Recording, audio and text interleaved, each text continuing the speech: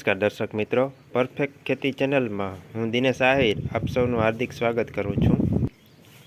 ખેડૂત મિત્રો, જો તમે ચેનલમાં નવા હો તો આ ચેનલને લાઇક કરજો, શેર કરજો અને સબસ્ક્રાઈબ કરજો, જેથી કરીને દરેક વિડીયોની નોટિફિકેશન તમને મળતી રહે। તો આજે આપણે વાત કરવાના છીએ કે ચા નાખી લીધા પછી, ખાતર ભરી લીધા પછી જે આપણે ચાસ બુરવાના હોય તેના માટેના જુગાડની વાત કરવાના છીએ।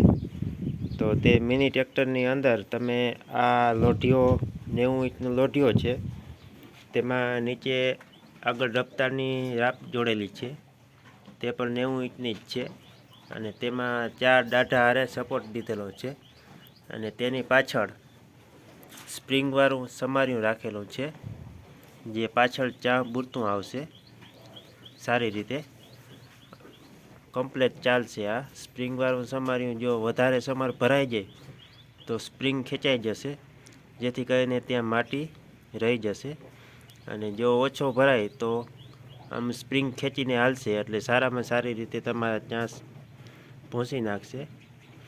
આ રીતે તેમાં ચપલું ફિટ કરી અને બોલમાં જુગાડ કરવાનો।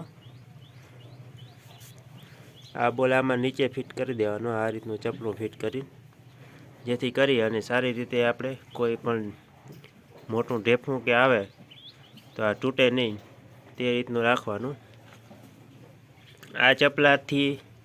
આ ચપલાનો ગાળો 5 ફૂટ રાખવાનો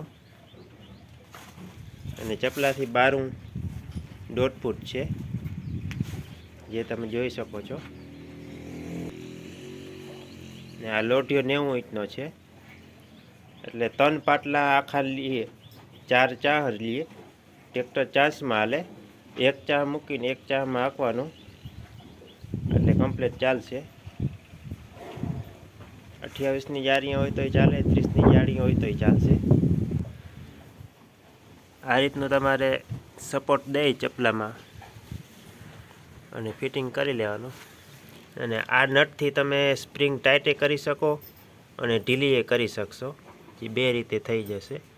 જો તમારે ટાઈટ સ્પ્રિંગ કરવી હોય તો આને આ નટને ટાઈટ કરી દેવાની અને જો ઢીલી રાખવી હોય તો આ બોલ ઢીલો કરી નટને ઢીલી કરી નાખવાની, એટલે સ્પ્રિંગ ઢીલી થઈ જશે, બે રીતે થઈ જશે। હવે આપણે આને ચલાવીએ, જોઈએ કેવું કાલે એ, તો ચાલો આપણે ચલાવીએ, તેનો વિડીયો તમે જો।